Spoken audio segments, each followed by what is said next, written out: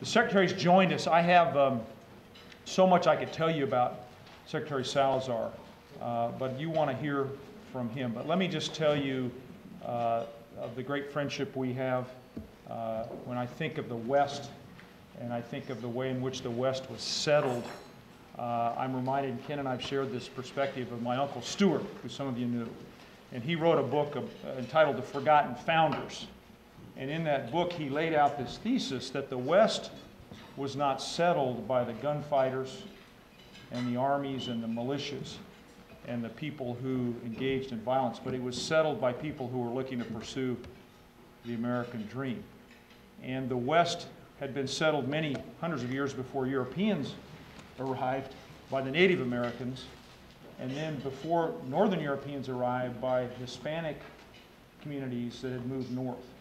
And when I talk in a proud way about being a fifth-generation Coloradan, I don't have to look very far to look to a 14th generation Coloradan, the Salazar family. And when I'm with Ken, I beg him to be a member of the Salazar family, because we're all Salazars. And when you think about Ken's history and record of protecting our land and our water and our air and our people and our cultures, we're all so proud of Secretary Salazar. He was my senior senator for 16 days. And he will always be my senior senator. So would you please welcome our great Secretary of the Interior, our fellow Coloradan, Secretary Ken Salazar.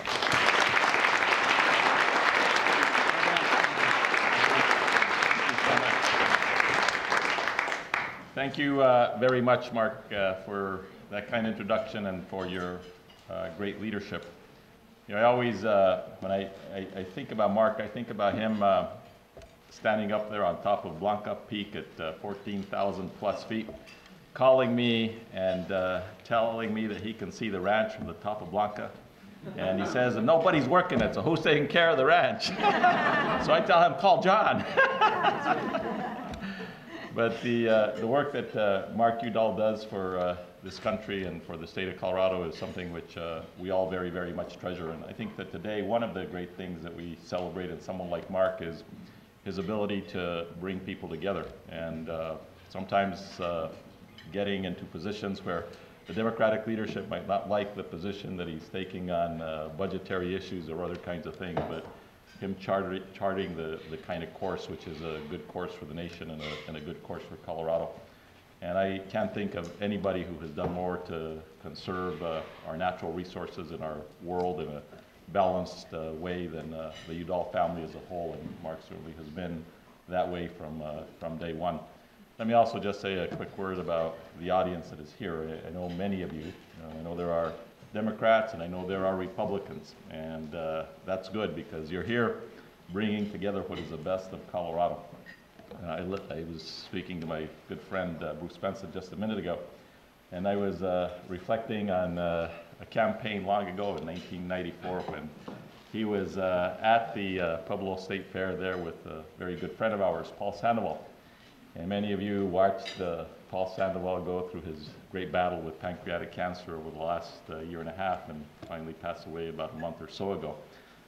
Paul Sandoval revered Bruce Benson.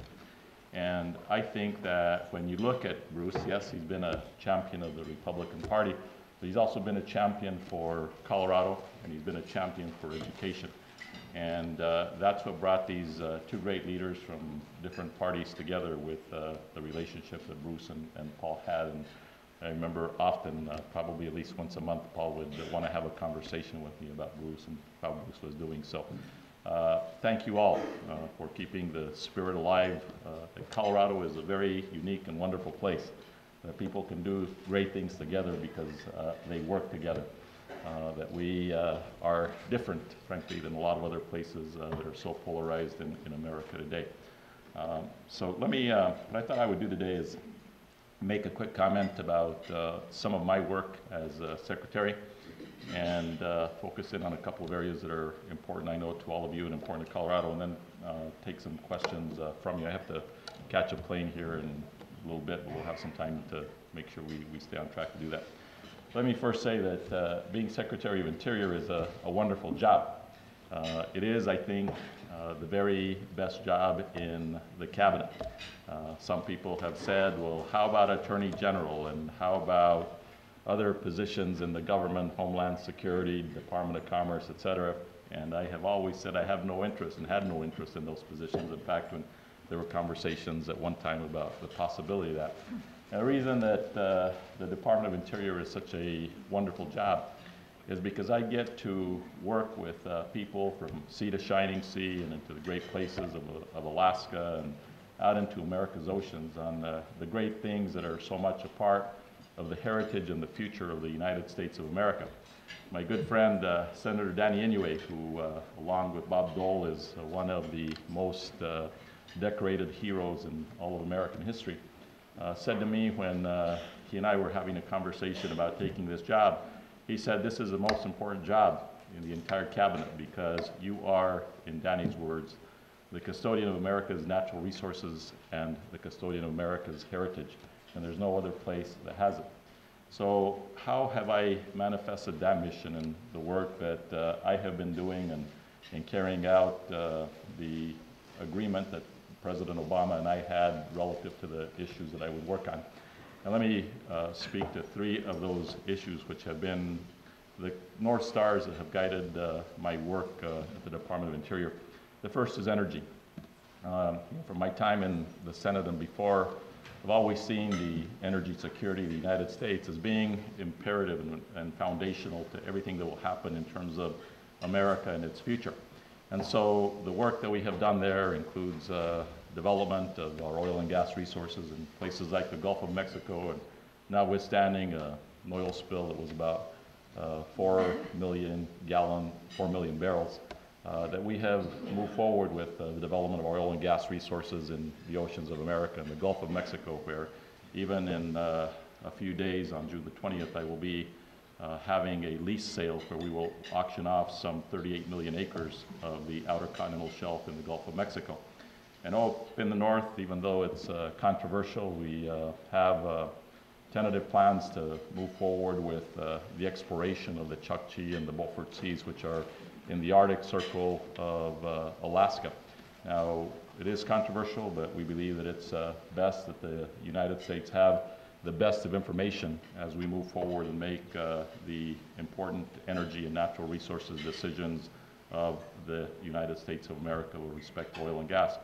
But as part of moving forward with our energy agenda, I have also been involved in all other facets of the work that we are doing at Interior, and it has included, as the President and I have implemented what we call the all of the above energy strategy. And this has been going on from day one, long before gas prices were up a couple of months ago. It became a huge part of the political rhetoric in the country, implementing an energy agenda that includes an energy portfolio that says oil and gas is important, and it's going to be a part of what we're going to be depending on here in the country. We're supportive of shale gas development, of natural gas development, of development in America's oceans, and doing it in the right places, making sure that we're taking care of our environment. We have lots of examples that I could talk about where we have been able to do that, from Utah to the Bakken Formation in North Dakota to a whole host of other areas. But as part of that energy portfolio and making sure that we are pursuing an all of the above energy strategy, we also have leaned into the creation of the new energy frontier with renewable energy. And there at the department, with oversight of some 700 million acres around the country, we have authorized and permitted the largest solar scale facilities in the history of the United States of America, and the first ever on public lands. So as of this moment, we have already approved 29 large-scale solar, wind, and geothermal projects on the public lands of the United States. And many of those projects are now in construction. Some of them are already delivering electricity to the grid. And if you visit some of these places as I have, you will see the energy revolution underway. A power tower technology program that is going on in a facility in southern Nevada and northern California, where those power tower technology plants are going to be generating as much as 500 megawatts of power to the electrical grid needs of both Nevada and of California. That's, without getting into debate about coal or anything else, it's about the equivalent of 1.5 coal-fired power plants. We have 29 of those projects that are being spread out all over the country, and we have a lot more that we have online that we hope to permit before too long. So oil and gas, renewable energy with both wind, solar, and geothermal, and then also moving forward with biofuels and alternative fuels. We have huge investments through the Department of Agriculture and the Department of Energy on 4 cellulosic refineries that have broken ground in places like Georgia and other places, where we're looking at how we can create energy from cellulosic ethanol.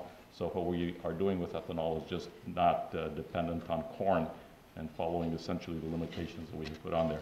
So I've spent a lot of my time on energy, and I won't, just a quick word on something else. Nuclear, you know, we take a lot of bullets from some of our friends in the environmental community because of the fact that we have opened up a new chapter on nuclear energy for the United States. We've licensed the first nuclear reactor in the last 30 years in the United States, and we believe, notwithstanding what happened in Japan, that there is an important place for nuclear energy to power the electrical generation needs of the United States. So I spend probably a third, half of my time working on the all of the above energy strategy for the president and implementing that on the ground. Now, the reality is what I work on every day. In the politics, though, of the time, you hear a lot of things that are out there that say, we're not doing anything, we're killing jobs, we're not supporting oil and gas, all those sorts of things. You hear from the environmental community as well. You know, why are you moving forward into the Arctic when the Arctic is such a pristine area and no administration has succeeded in moving forward with exploration, and so why are you doing it now? So we get hit from all sides and we get sued from all sides, and that's frankly the reality of the job as Interior Secretary. I will say this about energy. I think what America does in terms of energy development for our future really will define the future of the United States of America. It is so integral to the economic foundation of our country. It is absolutely essential to the national security of the United States of America, and it is absolutely important relative to how we deal with the issues of a warming climate. And so the work that we've done there is something that I'm very proud of. The second area that I've spent a huge amount of my time on has been working on the conservation initiatives of the country. Many of you might remember, as I'm sure my good friend Bruce Benson remembers, my motto from my 1998 campaign as Attorney General, fighting for Colorado's land, water, and people. I noticed that my good friend John Suthers, who I defeated in 1998, borrowed the same motto, except he changed it, fighting for Colorado's people, land, and water. Yeah, I thought always land and water and people sounded a little bit better, but notwithstanding that, we are moving forward on a conservation agenda that I am very proud of, and I will mention just a few things that we have done, which I think typify the work that is underway. First, shortly after coming into office, the President signed the Public Lands Bill of 2009. It was my effort in the U.S. Senate that I'd worked on for a very long time, and we got that pushed across the finish line. Well, it was foundational in terms of the conservation agenda for the 21st century, which is what I have been wanting to develop and have been implementing over the last 3.5 years. In that legislation, we created 2 million acres of wilderness areas across the country, including some wonderful places sponsored by Republican senators like Bob Bennett in Utah. We also moved forward with the designation of 1,100 miles of wild and scenic rivers, 18 national heritage areas, including the Sangre de Cristo National Heritage Area in the San Luis Valley, a number of national parks, including Patterson Falls and a whole host of others around the country. So that was a huge conservation legacy, which I am very, very proud of. But we moved forward from that, and we decided that what we would do is to go out into the country and listen to people about what it is that they thought we ought to be doing with the conservation agenda for the country in the 21st century. We were cognizant of the fact that Teddy Roosevelt in 1908 had pulled together the lead conservationists and hunting community from throughout the country for a conference at the White House on conservation. So we did the same thing. The President and I pulled together a conference on conservation that we held as we launched the America's Great Outdoors program. And out of the America's Great Outdoors program, there are a whole host of things that have come, but let me just explain the three legs of the America's Great Outdoors program. One is we are looking at how we can do a better job of protecting the landscapes of national significance. So for us, we are making huge headway on some of the most iconic natural landscapes of this planet in our own backyards in this country. And they include places like the crown of the continent that take us from Canada all the way through Montana into the greater Yellowstone ecosystem. They include everything that is happening in the 4 million acres of the Everglades National Park and Wildlife Refuge System, where we have made more progress, frankly, in the last 3 years in restoring the river of grass than had been made in the last 30. It includes moving forward with the Flint Hills of Kansas and the National Conservation Area that we've established there, where we're protecting the last of the remaining 1.1 million acres of the tallgrass prairie. Now let me just take that as an example of our approach to conservation. It has not been the United States coming in and buying up huge tracts of land. That was something that somebody might have done 50 or 30 years ago. In the Flint Hills of Kansas, my two Republican Senate colleagues, along with Governor Brownback, joined me in a meeting with all the ranchers who are part of the Flint Hills National Conservation Area. And the most impressive people in that room were the ranchers in that room who said, we want our ranches conserved for the next generation, which are the 4th and 5th and 6th generation ranchers of the Flint Hills. And so that's why we want to put our lands into conservation. So we will preserve the 1.1 million acres of the last remaining of the tallgrass prairies. I could talk about lots of other landscapes, the Dakota grasslands and the Delaware Bay Shore and so many other places around the country. So landscapes of national significance. A second has been our efforts on establishing a new generation, a 21st generation set of urban parks and wildlife areas. And they are in New York and Los Angeles. They are all over this country. I'll mention just one quickly because Governor Hickenlooper and Senator Udall have been very involved in helping us get this done. But if you look at Denver, and you know these places, you know the Rocky Mountain Arsenal and its 27 square miles right there by Denver International Airport. And you know how close it is to Sand Creek and to the South Platte River and to the tributaries of Clear Creek and Cherry Creek. And you know that in Arvada you have the Two Ponds National Wildlife Refuge. And if you go further to the west, you have the 6,000 acres of the Rocky Flats National Wildlife Refuge.